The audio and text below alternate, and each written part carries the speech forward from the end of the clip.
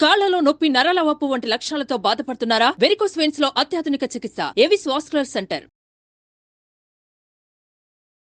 నమస్తే రమ్మగారు. నమస్తే జయ.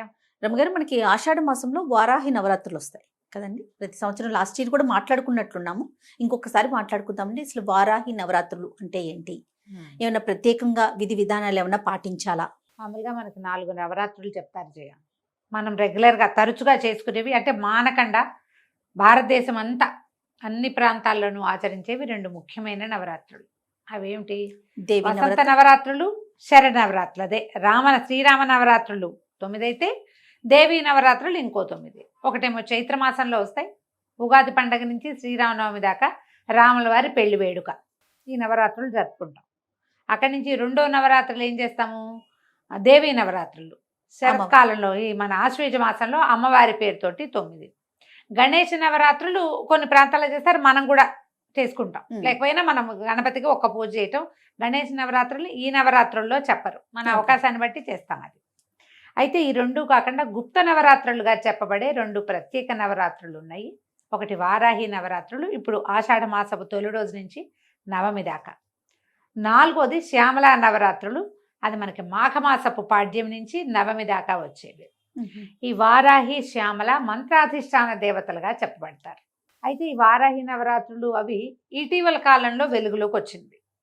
మనకి మనుషులకి ఏమంటారంటే సాధారణంగా జరిగేవి కాకుండా ఏవో చెప్పరానివి, చెప్పలేనివి, తీరనివి, సరిపెట్టుకోలేనివి అలాంటి ఇబ్బందులు వస్తూ ఉంటాయి. ఈ జాతకాలు చూపించుకును, లేకపోతే ఎవరైనా గురువు గారిని ఆశ్రయించు ఉన్నప్పుడు ఈ సాధారణ దేవతారాధన కాకుండా ముగ్గురు దేవతారాధన కూడా చెప్పబడుతుంది జాతక రీత్యా. ఓకే.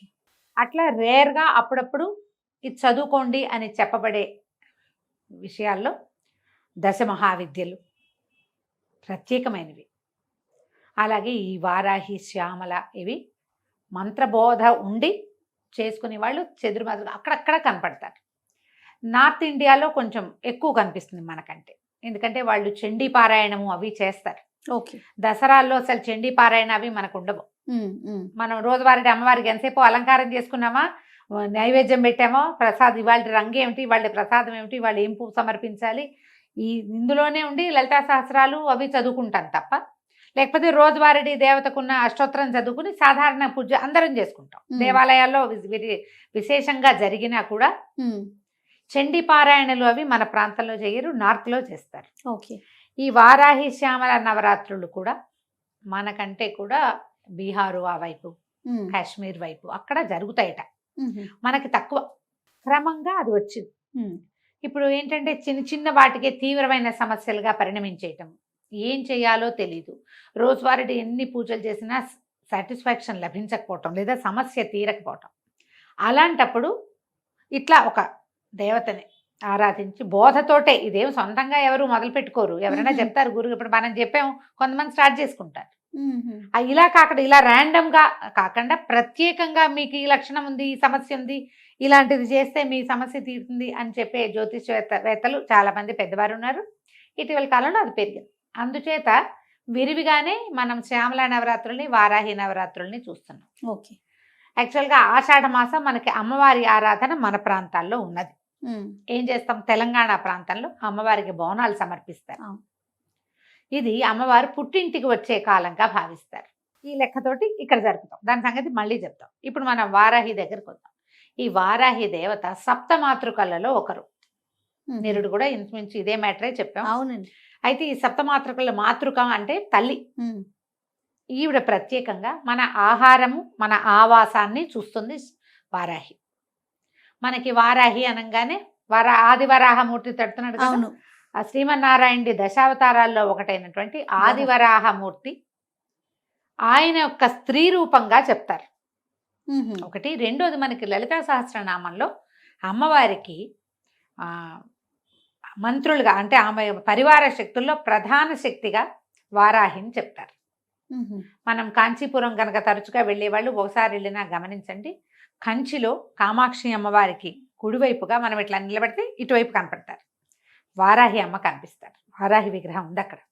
అక్కడ ప్రత్యేకంగా ఏం పూజ చేస్తారు అనేది వాళ్ళు ఏదో తమిళ్లో చెప్పినా నాకు పెద్దగా అర్థం కాలేదనుకో. కానీ వారాహి అమ్మ దగ్గర తీర్థం పుచ్చుకుంటాం మనం. లోపలికి వెళ్తే మనం బయట నుంచి దర్శనం చేసుకొస్తే బయటకే వెళ్తాం. ఏ అభిషేకానికో డబ్బులు కట్టిన వాళ్ళు అవకాశం ఉండి లోపల అంతరాలయ దర్శనానికి కనుక వెళ్తే వారాహి అమ్మవారితోటి కామాక్షితో పాటుగా యువతల ఆమె లోపల ఉంటారు కదా, పెద్ద తల్లి లోపల ఉంటారు. అంతరాలయం లోపలే కామాక్షి కూడా కనిపిస్తారు. వారాహి కూడా కనిపిస్తుంది. అదే వారాహిదేవి కూడా కనిపిస్తారు, ప్రత్యేకంగానే కనిపిస్తారు.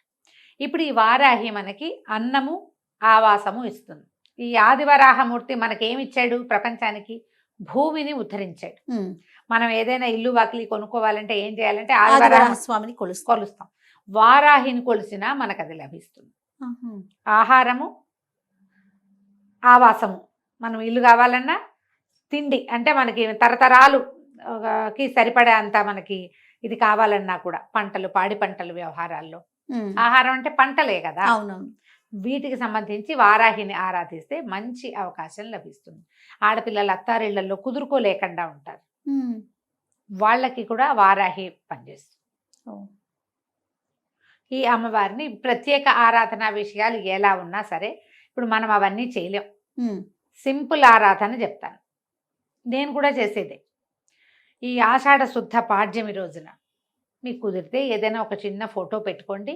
ఫోటో పెట్టుకోకపోయినా పర్వాలేదు, దొరికితే పెట్టుకోవచ్చు. దొరికితే చిన్న ఫోటో పెట్టుకోండి, పసుపు బొట్టు, గంధము బొట్టు పెట్టండి, దీపారాధన చేయండి. వారాహికి సంబంధించిన బోలెడన్ని స్తోత్రాలు దొరుకుతున్నాయి. రోజువారీ పూజలోనే ఆమె కోసం ఆ స్తోత్రం చదువుకోండి. ఈ 10 రోజులు ఒక నియమం పెట్టుకోండి. 10 అంటున్నా కానీ 9 రోజులు ఒక నియమం ఉంచుకోండి. 9 రోజులు మీరు వెజిటేరియన్స్ అయితే ఒక పొద్దో, లేకపోతే ఉల్లిపాయ వెల్లుల్లిపాయ తినకపోవటము, ఓకే, తెల్లవారే దీపం పెట్టడము, ఇవన్నీ అని చెప్పట్లేదమ్మా, అన్నీ చేయగలిగితే మహత్తరంగా ఉంటుంది. ఏదో ఒక నియమం పెట్టుకోండి. ఈ 9 రోజులు ప్రత్యేక పూజా విధానం ఉంది కదా, 9 రోజులు నియమం పెట్టుకోండి. ప్రతిరోజు అన్న నివేదన, ఇది ఒక నియమం. ప్రతిరోజు పానకము, పెసరపప్పు, వడపప్పు నానబెట్టి పెట్టటము, రోజు ఒక కొబ్బరికాయ కొట్టడము, రోజు ఒక ముత్తైదువుకి బొట్టు పెట్టి తాంబూలం ఇవ్వటం. అమ్మవారి పేరుకి ఒక తాంబూలాన్ని సమర్పించి ఆ తాంబూలాన్ని సాయంకాలం లోపల ఎవరైనా ఒక ముత్తైదువుకి బొట్టు పెట్టి ఇవ్వటం. రోజు ఒకరికే ఇచ్చినా పర్వాలేదమ్మా, ఏం తప్పులేదు. ఓకే, ఇలాగా. అక్కడి నుంచి ఇవి ద్వాదశ నామావళి ఉంది. వారాహి ద్వాదశ నామావళి చాలా సింపుల్గా మనకి స్తోత్ర నిధి వాటిలలో దొరికేస్తుంది. సింపుల్గా ఉంటుంది. చిన్న స్తోత్రం కూడా ద్వాదశ నామ స్తోత్రము లభిస్తుంది, ద్వాదశ నామావళి లభిస్తుంది. ఒక పెద్ద గంట సేపు చేయలేకపోయినా కూడా ఇలా చేసుకోవచ్చు. చాలా సింపుల్, అది చదువుకోండి. ఓకే. అమ్మవారికి కుంకుమ ఇంతంత పోసేయకండి, ఒక్క చిటిక కుంకుమ పట్టుకుని ఇట్లా పట్టుకోవటం. మీ స్తోత్రం పూర్తయ్యాక అది సమర్పించి దండం పెట్టుకోండి. మీరు వండే అన్నం, మీరు పెట్టే భోజన ఖర్చుతో భోజనం ఎంత అన్నం పెడతారో దానికి ఈ పూజకి సరిపోతుంది. బాగా చేయదలుచుకుంటే ఇంకా మీ ఇష్టం. మీరు ప్రతిరోజు చాలా మందికి భోజనం పెడతా, ఇంతంత ప్రసాదం ఉండి అందరికీ పెడతానంటే అవన్నీ మీ ఇష్టం. అన్న నివేదన చాలా మంచిది అమ్మవారికి. పానకము, వడపప్పు పెట్టుకోవచ్చు, ఏవైనా ఫలాలు నివేదించుకోవచ్చు. 2 పూటలా చేయగలిగితే కూడా మంచిదే. అదే స్తోత్రం 9 రోజులు చేసుకోండి. ఇట్లా ఏది ఏమైనా మన శక్తి మేర, ఇంకంతే మన శక్తి మేర చేసుకోవటము. కాకపోతే ఏంటంటే ఎప్పుడైనా సరే మనము 9 రోజులు దీక్షగా ఏదైనా ఒక విషయం పూజించదలుచుకున్నామంటే నియమం పెట్టుకోవటం చాలా మంచిది. అవసరం అంటల్లా నేను, మంచిది. నియమాలు పెట్టుకుని చేయగలిగే వాళ్ళు వాళ్ళ దారిని వాళ్ళు చేసుకుంటారు. ఇదేదో బాగుంటుందిట చేద్దాము అని అనిపిస్తే చేసుకోండి. 9 రోజులు దీపం పెట్టడము, రోజు మామూలుగా రోజువారీ దీపం పెట్టే అలవాట్లేదు, ఈ 9 డేస్ పెట్టండి. పొద్దున్నే చేసేసేయండి, సాయంకాలం కూడా దీపం పెట్టండి. సాయంత్రం దీపం అలవాటు లేని వాళ్ళు 2 పూట్లా పెట్టే దీపం పెడతానన్న నియమం కూడా పెట్టుకోవచ్చు. మీరు మీరు చెయ్యగలిగే నియమాన్ని పెట్టుకుని ఖచ్చితంగా దాన్ని పాటించండి. మీకు వారాహితో పాటు ఆమెను మీ కొలవాలన్న మీ దృక్పథం ఉంది కదా, అది మీకు ఎనర్జీ కింద ఫామ్ అవుతుంది. ఎప్పుడు ఇంతే పద్ధతి.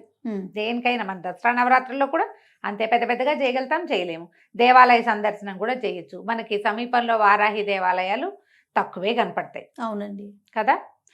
నేను వారాహి దేవాలయాన్ని ఎక్కడ చూశానంటే రామకృష్ణాపురంలో, ఆర్కేపురం అంటే ఇక్కడ దిల్సుఖ్ నగర్ అవి దాటాక, కావాలంటే మ్యాప్లో చూడండి. 2 పీఠాలు ఉన్నాయి పక్క పక్కనే. వారాహి ప్రత్యంగిర పక్కపక్కనే ఉన్న దేవస్థానం ఒకటి. అమ్మవార్లు ఇద్దరు ఇట్లా చక్కగా ఎంత బాగున్నాయో జయ విగ్రహాలు, పరమాద్భుతంగా ఉన్నాయి. పురాతన ఆలయమేనా? కాదు, ఇటీవల కాలంలోనే నిర్మించబడింది అది. ఎప్పటి నుంచో అక్కడ ఉంది ఒక సంస్థ, చాలా కాలంగా, ఒక 30 ఏళ్ళుగానో 40 ఏళ్ళుగానో ఉంది. పక్కనున్న ఆలయంలో అమ్మవారు ప్రత్యంగిరగా కనపడతారు. ప్రత్యంగిర అంటే నరసింహముఖం, స్త్రీ స్వరూపం, ప్రత్యేకంగా ఉంటుంది. మీకు అవకాశం ఉంటే చూడండి, ఈ 10 రోజుల్లో చూస్తారో తర్వాత ఎప్పుడైనా అవకాశం ఉంటే చూస్తారో మీ ఇష్టం. 2 పక్కనే ఉన్నాయి. రామకృష్ణాపురం వరకు ఖచ్చితంగా చెప్పగలను. ప్రత్యంగిర ఆలయం కమాన్ లాగా ఒకటి కనపడుతుంది, అందులోపలికి వెళ్తే మనం ఈజీగానే పట్టుకోవచ్చు. మ్యాప్లో దొరుకుతుంది, అంతే, ట్రై చేయండి. 2 సంస్థలు పక్కనే ఉన్నాయి. 2 చోట్ల విశేషమైన అర్చన ఉంది, అద్భుతమైన దర్శనాలు ఉన్నాయి. చాలా బాగుంది. చిన్నవే ఇవి, చూడ్డానికి చాలా బాగుంది.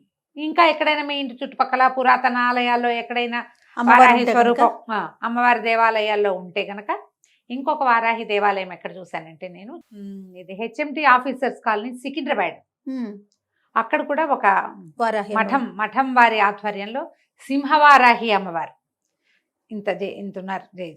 చాలా బాగుంది. చిట్టి దేవాలయమే కానీ అమ్మవారు మంచి కళగా చాలా పవర్ఫుల్ గా కనపడ్డారు. అక్కడ ఏవో హోమాలు అవి జరుగుతాయి. ఇప్పుడు నేను చెప్పిన ఇక్కడ కూడా రామకృష్ణాపురంలో కూడా హోమాలు అవి విశేషంగా జరుగుతాయి.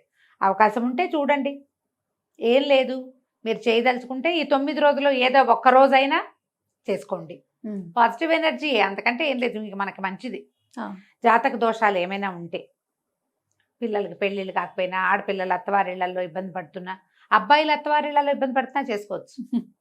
అదేనండి. సమాధానం దొరకని ప్రశ్నలు, పంటలతో ఇబ్బంది, పొలాల్లో ఇబ్బందులు ఉన్నవాళ్ళు, స్థలాలు ఎక్కడైనా ఇరుక్కుపోయి వెనక్కి రాని వాళ్ళు, అమ్మదాం అనుకుంటాం ఎప్పటికీ అమ్మలేని వాళ్ళు, కొనాలనుకుంటున్నాం కొనటం కుదరని వాళ్ళు, వీళ్ళందరూ కూడా వారాహిని ఆరాధన చేసుకోవచ్చు. వారాహి ఆరాధన సంవత్సరం అంతా చేసుకోవచ్చు మనం కావాలనుకుంటే. ఈ ప్రత్యేకమైన దినాలన్నప్పుడు, ఇలాంటప్పుడు అమ్మవారి అనుగ్రహం బాగుంటుంది కాబట్టి ఎక్కువ ఉంటుంది కదా, అందుకని అవకాశం ఉన్న వాళ్ళు చక్కగా చేసుకోండి. ఇది ఉగ్రదేవతారాధనగా భావించద్దు. మామూలు మనం చేసుకునే ఈ చిన్న పూజ సాధారణ దేవతారాధన కిందే వస్తుంది. ఓకే, మనం ఏం చేయటం లేదు. మనం ఏం చేస్తాం, అమ్మవారికి ఒక అష్టోత్తరమో, ఒక చిన్న స్తోత్రమో, ద్వాదశనామావళి ఏదైనా ఒకటి చదువుకుంటాం. మామూలుగా మన ఇళ్లలో నవరాత్రుల పూజల్లో ఏం పెట్టుకుంటామో, నివేదన పాయసాన్నం చేయొచ్చు, రోజు పులిహోర చేసి పెట్టచ్చు, రోజు పాయసాన్నం చేసి పెట్టచ్చు, రోజు పులగం చేయొచ్చు, అన్నం మీద కాస్త నెయ్యి వేసి చిన్న బెల్లం ముక్కేసి నివేదన చేయొచ్చు, పనికొస్తుంది. ఓకే, మీరు అవకాశం ఉంటే తప్పకుండా చేసుకోండి. వారాహి అమ్మవారి అనుగ్రహాన్ని పొందండి. తప్పకుండా రమ్మగారు. నమస్తే. నమస్తే జయ. సుమన్ టీవీలో మీ పర్సనల్ అండ్ బిజినెస్ ప్రమోషన్స్ కోసం కింది నెంబర్కి కాంటాక్ట్ చేయండి.